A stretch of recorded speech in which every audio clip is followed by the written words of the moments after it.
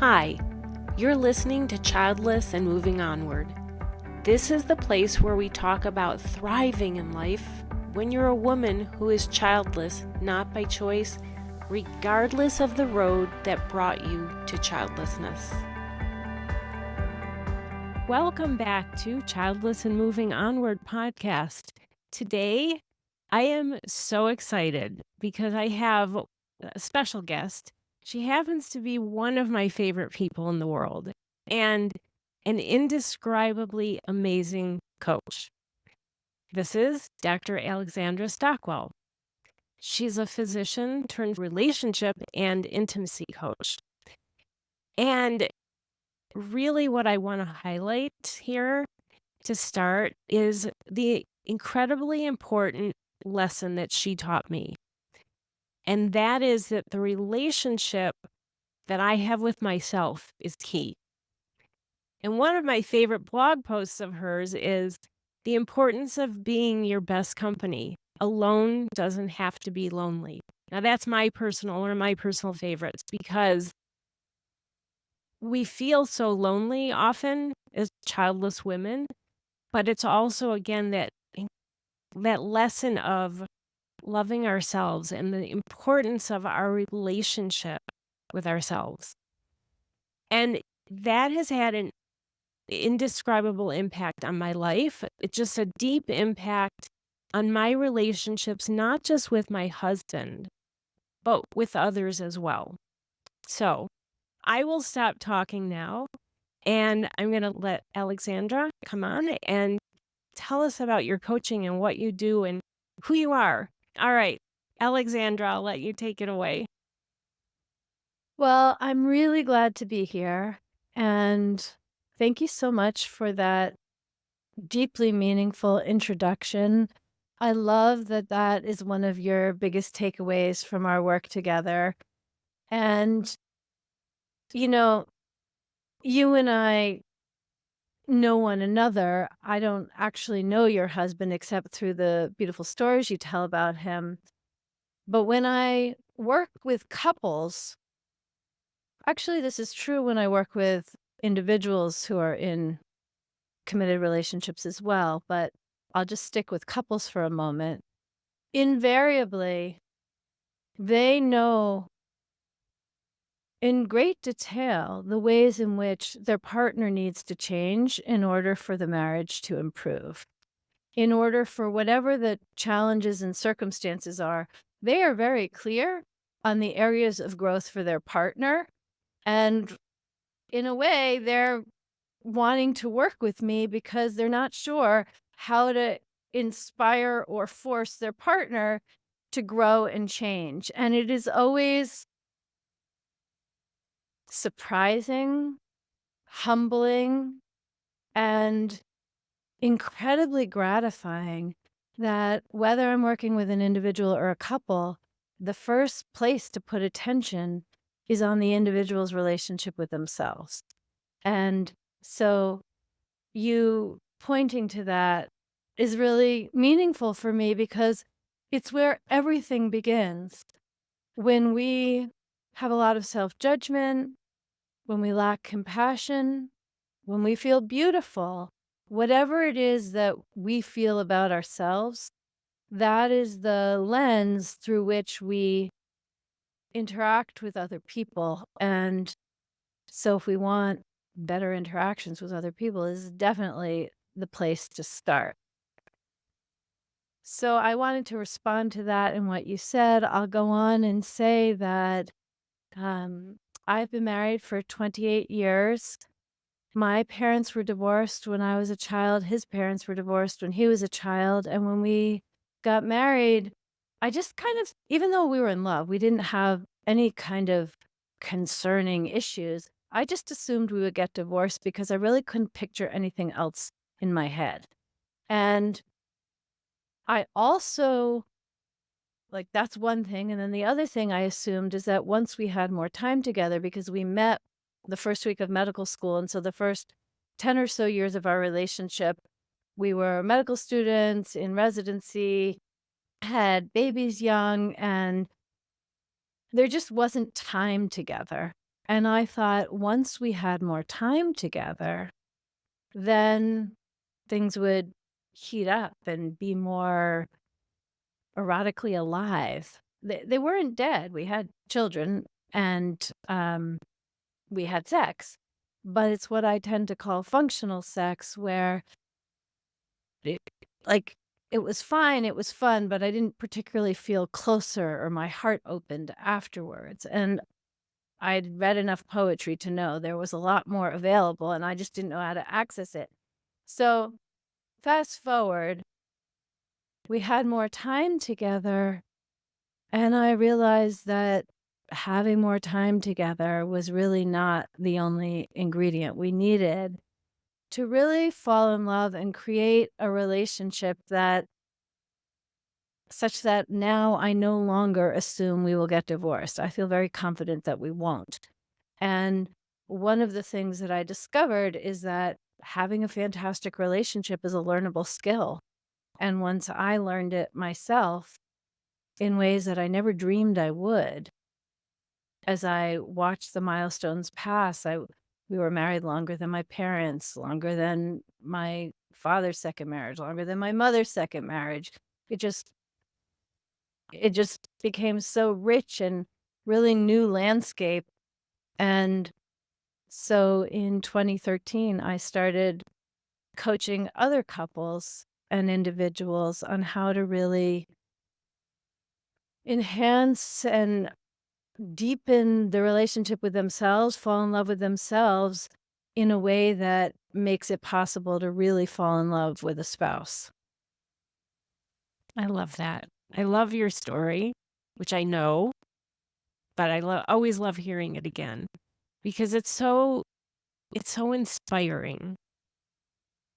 And it's again another reminder of the most important relationship that will affect all others is the relationship we have with ourselves. Yeah, and all the different themes come together that we've discussed so far in relation to having children. Because, well, let me step back a little bit more and say two things. One is that more than 50% of people in North America who identify as lonely are in partnered relationships. So being with other people is not, or, you know, sharing a bed with someone else is not the cure for loneliness, just objectively speaking. And having children isn't either. I think that with we don't need to look at how it is that it's the case. That would be a very interesting conversation anthropologically, evolutionarily, sociologically, psychologically, to look at why in Western cultures, maybe everywhere, I just can only speak with authority about Western cultures, that we feel a kind of internal void. And then the question is, how are we going to fill it? And getting married, having kids, making more money, losing weight, working out, all promise to be paths to fill that often unconscious internal emptiness. And the fact is that none of those things or any else on any long list we would generate together do fill that emptiness. They contribute to it. They contribute to it. I'm not saying they're irrelevant, but they are not the fundamental shift that has us feel whole. That is much more of an inside job and a particularly complicated, intricate one for high performing, smart, motivated people. Yeah, it is. It's an inside job. I love that. Yeah. So in relationships, like even in the best of them, we're often not on the same page as our partners about particular topics. And that's especially true when it comes to being childless, not by choice. Yes. Yeah. So I mean there are so many reasons why we may be at different places in that journey. Maybe the couple had done IVF and chose not to continue and one person is like, I've moved on. I don't care. Or you decided, one didn't want to go through IVF or as you know my story now, we spoke a little bit more about in detail before this, but um my husband already had 3 children and I had fertility issues, so he didn't want any more children. He was not willing to go through IVF, and I'm not alone in that. There's so many other women in that same situation, and, many other reasons. There's genetic issues, and one partner doesn't want to, risk or go through the procedures needed to maybe try to have a child without the genetic issue. So the list is endless of reasons why partners may be at a different place. But regardless of what brings you there, the well-being of the relationship can be deeply affected. So what is your take on that? Well, I will respond, but I want to just add one thing to what you said, which is that the gap that you've described or the differential between the two people's perspectives, desires, experiences, that is evolving. It's not static. And I don't mean that for the woman who really relates to what you've just shared that it makes sense to like hope he's going to change his mind. That's not what I mean about it being evolving. But that conversation, like the thing I want to emphasize is that it's not don't approach such conversations as though you're a broken record or he's a broken record. Allow it to be fresh each time, even if it's familiar and nothing new is said, that with curiosity and openness and letting go of resentment and armoring as much as possible, new connection can arise despite the differences in a way that there isn't room for that connection if both people are presuming everyone has staked out their positions and there isn't anything that's going to shift. Like, this is true in all things in marriage, but it is certainly true with something so deep, vulnerable, and impactful as childlessness. So that's really the first thing that I want to say, that the more you can take it as, um, I don't know, like a plant that has different, maybe it blossoms in the spring and the summer. There's a bud in the spring and blossoms in the summer, and then there's a more fallow period and hibernation, and it could look like there is no way anything is going to grow here during this winter time.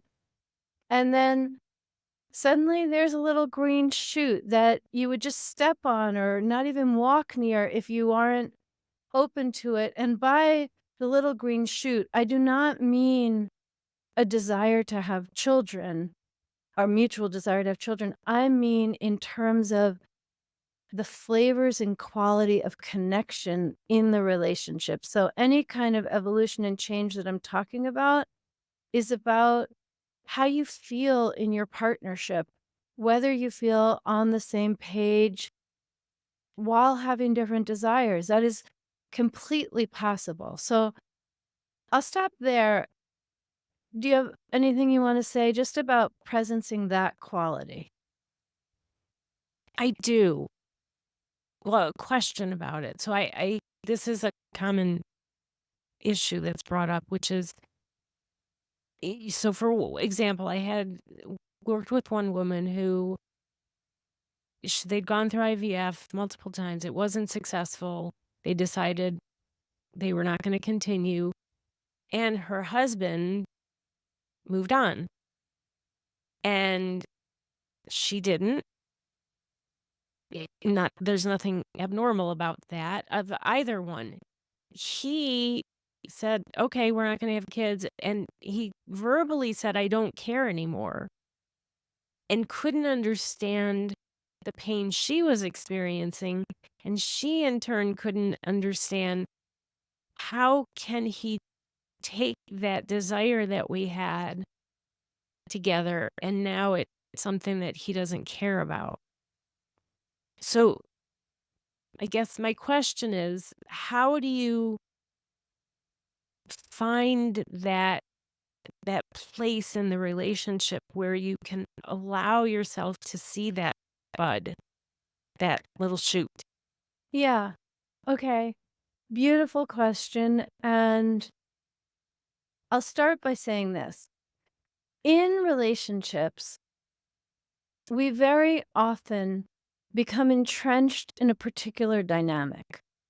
Even when one or both of us is ready to outgrow it and maybe has outgrown it in how we interact with other people. I want to give a kind of humorous example of this, that I had this woman contact me. She really wanted for her husband and her to become clients of mine. I'd written something, she'd read my book, Uncompromising Intimacy, or heard an episode of my podcast, the Intimate Marriage Podcast. I don't remember what it was, but she just felt like I was talking to her and she had no question. She wanted her marriage to benefit from my experience and wisdom and care. However, she was clear with me when she messaged me that her husband was going to be completely against it. There's no way that he was going to spend a penny or take the time to really work on things. As much as this was her like deep, heartfelt, unequivocal desire, she was very clear that just as much he was just plain no. So I said, well, ask him if he's willing to have one conversation. The three of us can have one conversation. He's not committing to anything more than the one conversation. If nothing else, he can hear what you have to say. So we had the session, and partway through the session, or towards the end when it became relevant, to her complete surprise, her jaw just dropped. He said, "Let's go for it. Let's do this." He also, I mean, he didn't read my book, but he responded to what I had to say about their situation, and he thought it was a worthwhile investment and was prepared to take action and really look for both of their happiness in a way that they hadn't found it before. But the most remarkable thing happened, because as soon as he said, not even ambivalent, just full on, yes, let's do this, she became skeptical and really wasn't comfortable. And in the end, I didn't coach them. But the reason, as I'm conveying it now, is that one of their issues is that they disagreed with one another on everything. And so when he said yes, he wanted to coach with me, she didn't have it within her to find the courage to, or the know-how. Like, I understand her position. I'm not saying it should be otherwise, but I learned so much from them. Now, if that happened, I would know how to actually help in the moment. But this was a while ago, and I only like realized what was happening afterwards, that it wasn't even uncomfortable. It was just so extraordinarily unfamiliar that she did the thing that they always did, which was take a different position. So one thing in the situation that you've just described is, it's not an exact analogy, but I do want to point out that once the woman you've described is carrying the sorrow and the stuckness and the devastation for the marriage. And he's carrying the move forward and um let it go, be ready for whatever else life has to offer. Once he's carrying that for the marriage, it's very, very challenging to renegotiate those roles. All of this, of course, happens unconsciously. It doesn't feel like that. And so the thing I want to point to is that there's his experience, her experience, and then what's happening within the marriage. So one of the first places that I would look if I were helping such a couple is whether or not that's the pattern.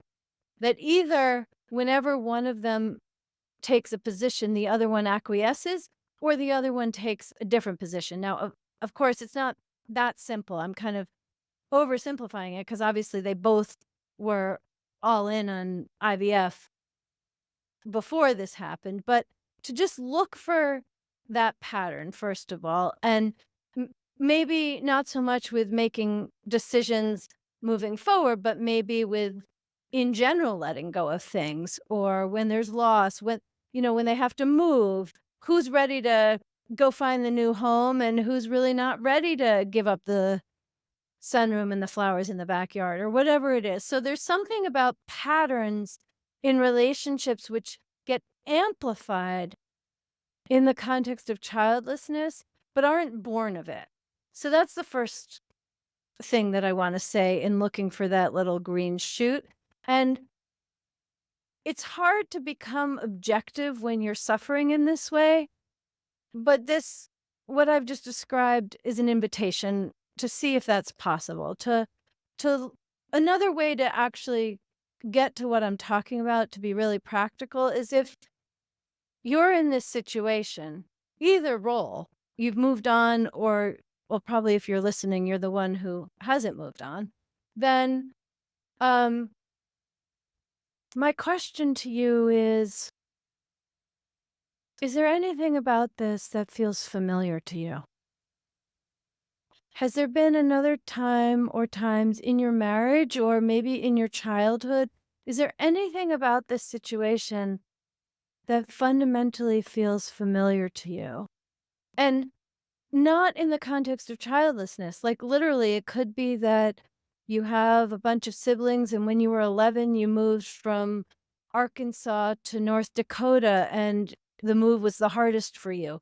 I'm making up random things. But is there any way in which this feels familiar to you? And if so, then go to the familiar feeling, to the earliest time it happened. Is there any time you felt this way when you were 4, 8, 10, whenever the first time you felt this way, whether in the context of your marriage or predating it? And aim to explore that experience and see how you can heal or what kind of insights you can have about what was going on there. This being a very explicit example of how to work on the relationship with yourself. Because if you have been hurt, again, in your marriage or before your marriage, and that wound is activated by virtue of your husband moving on, and you're really feeling so sad and not being able to imagine moving on, then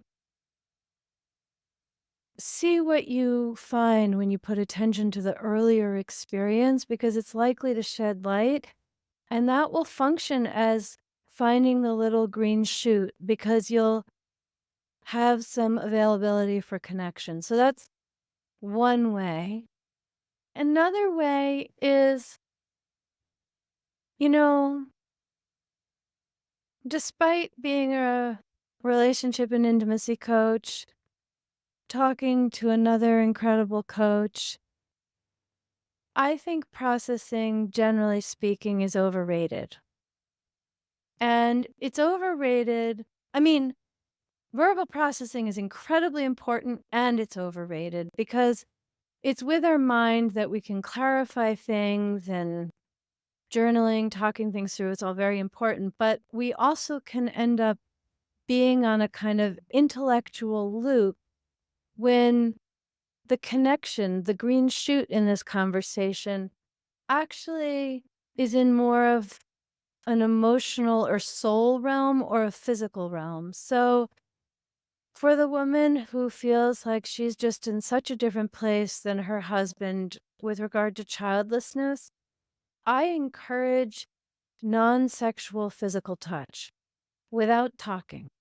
I mean, not that you need a muzzle on your, but, but it's not, it's to feel the connection between your bodies, to let some gentle, non sexual, non conceiving, non resentful, just gentle, warm love pass between you. And I think in general, non sexual physical touch is a really beautiful way to open connection that most couples just don't use because as soon as this is not this way with a child or a girlfriend, but with for women with their spouses, it can feel kind of dangerous to invite or pursue physical touch because it means that we're available for sex when that might be the last thing that she is interested in.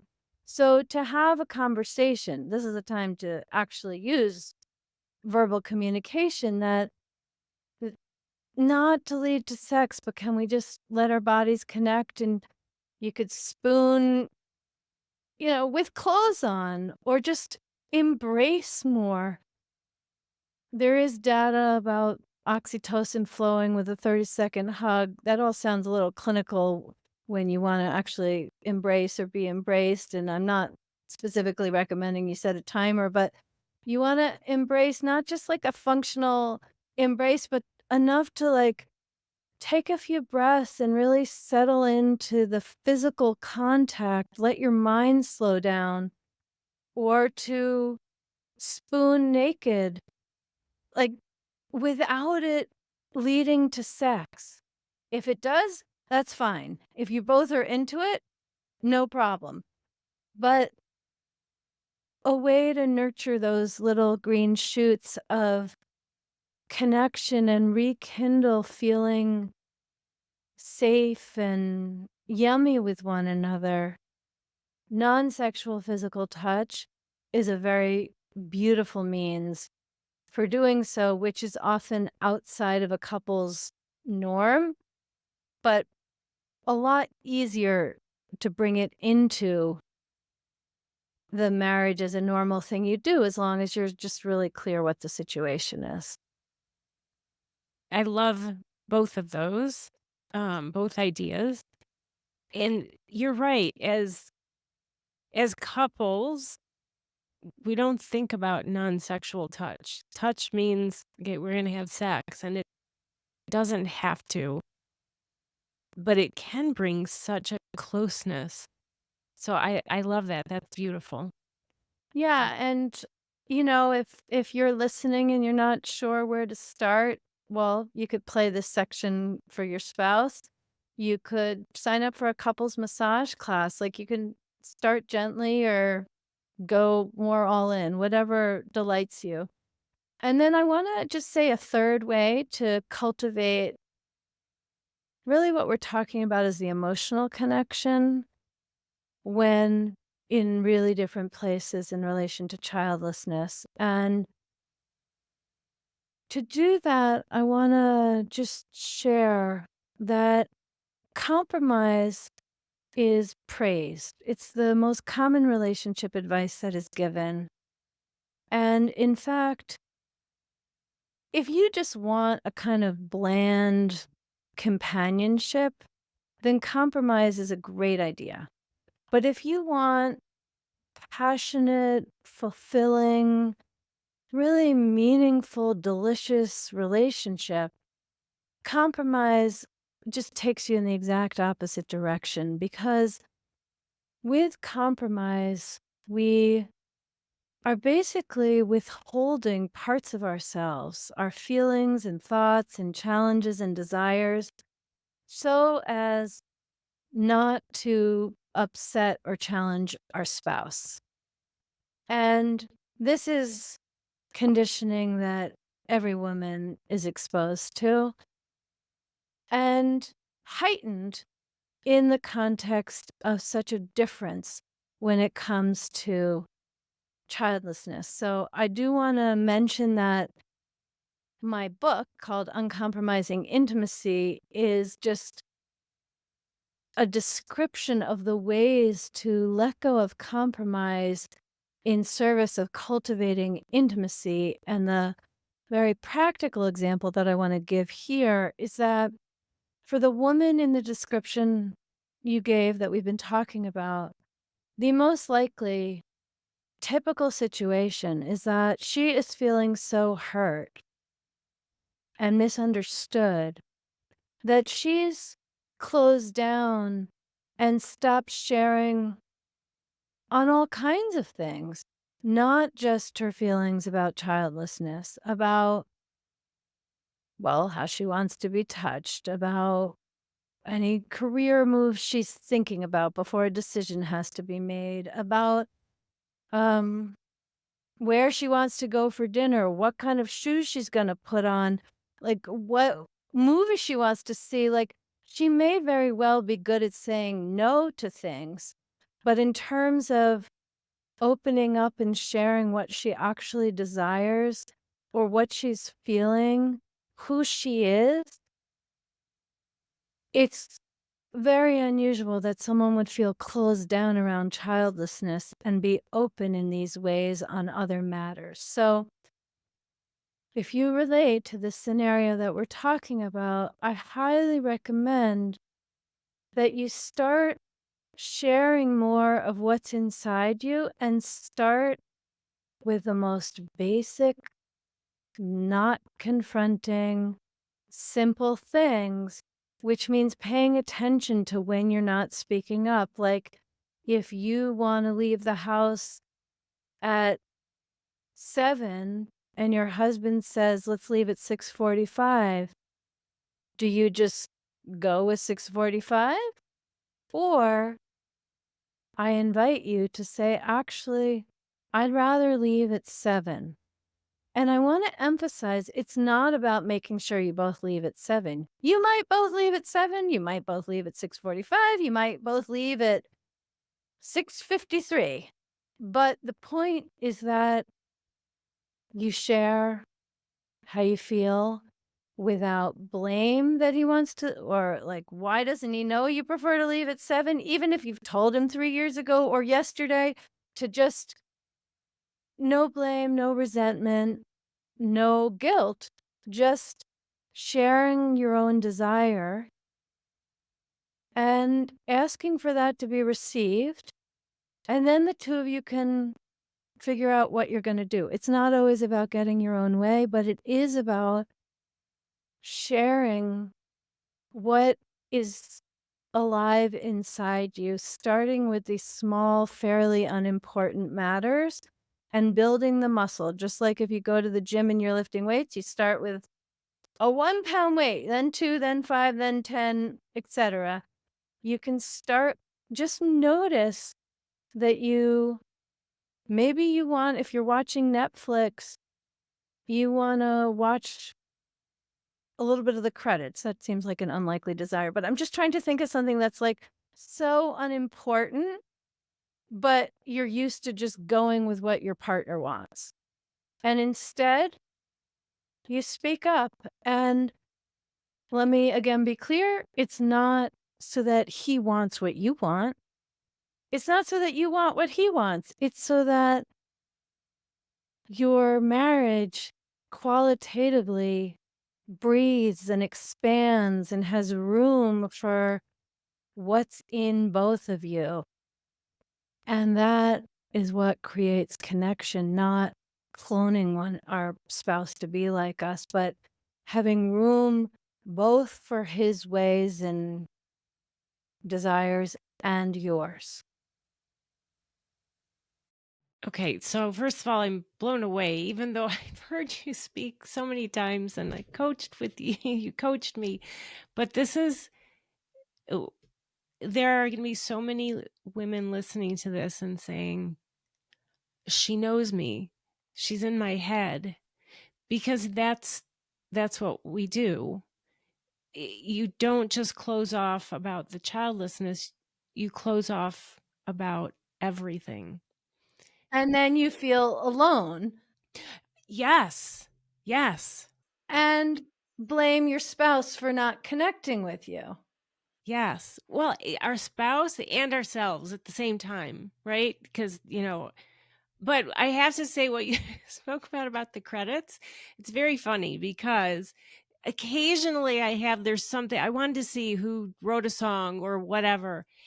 And it did take me a long time. It wasn't until after I coached with you, after you coached me, that I was able to say, wait, like, don't switch the channel yet. I wanted to see who wrote that song or, whatever it was. So it's funny that you brought that up, because that was an perfect example just in my situation of starting with those small things and learning to speak up and say, I have this need. Exactly. And they're small things in terms of watching a credit, but the courage to speak up, to take the first step in this direction, that can often take a lot more courage than once you're used to expressing yourself, saying something which is actually going to be a lot more complex and significant to your husband. That, while maybe not easy, becomes easier than that first step of just saying you want to watch the credits. And um, I want to add, because not all of us are just as lovely and gracious as you. So some women, it's about not speaking up. I want to make a plug for the woman who has no problem speaking up, but does it in a way that is disrespectful and blaming and resentful. Like, you won't give me a child, at least let me watch the credits. Not that, not that those words are spoken, but that's the feeling.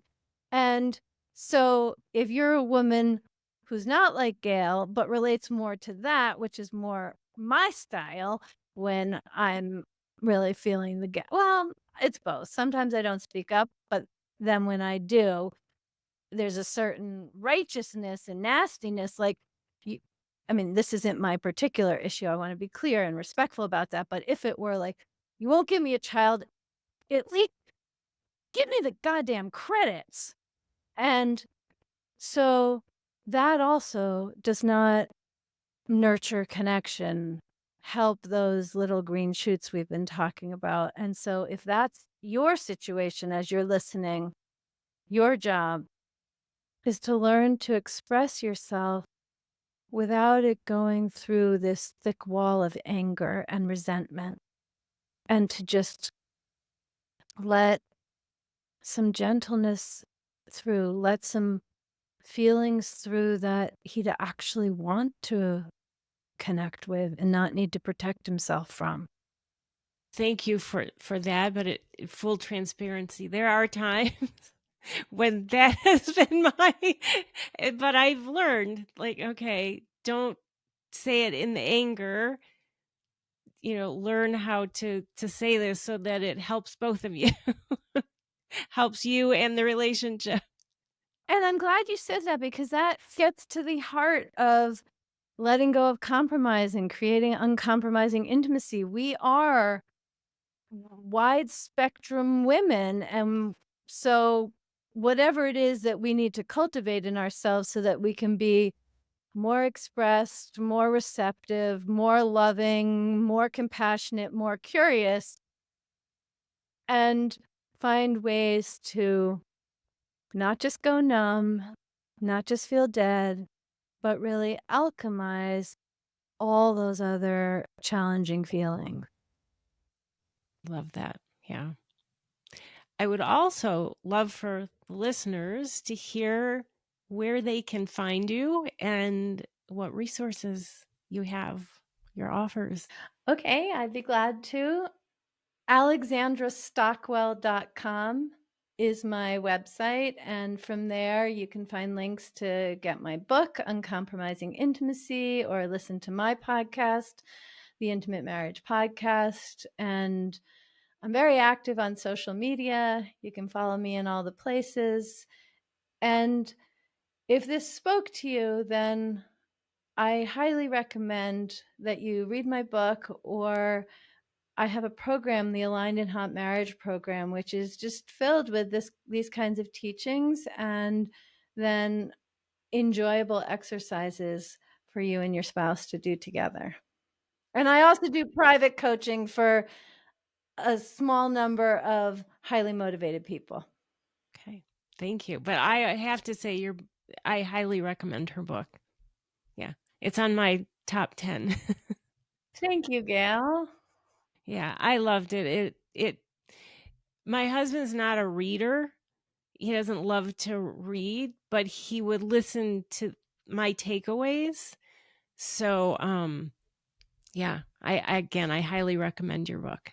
So, all right. So before we end though, I would love if you could come up with 2 or 3 takeaways for the audience From our conversation. from our conversation. Yeah.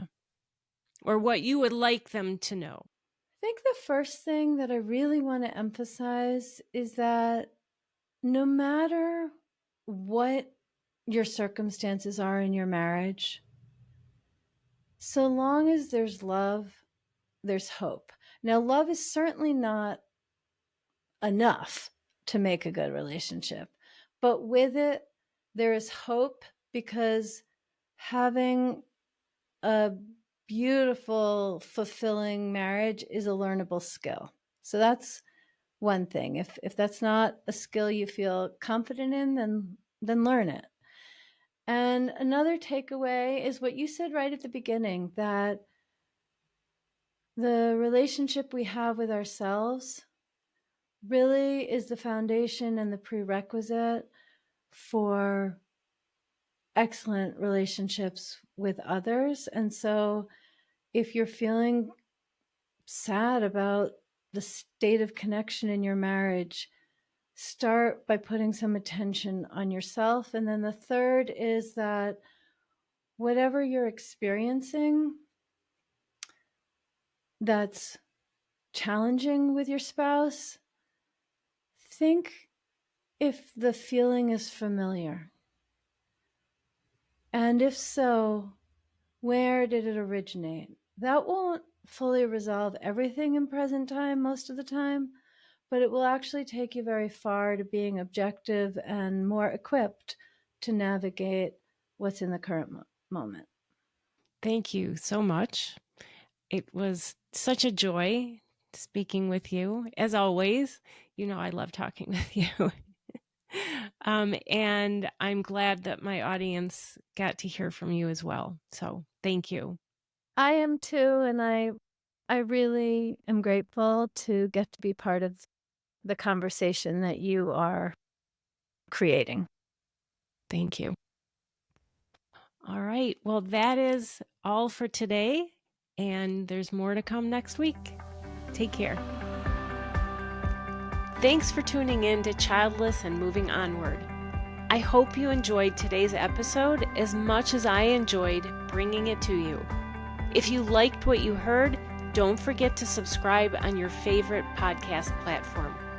You can stay up to date on everything I do by following me on Instagram at Childless Path Onward or on Facebook and YouTube at Path Onward. Until next time, thanks again.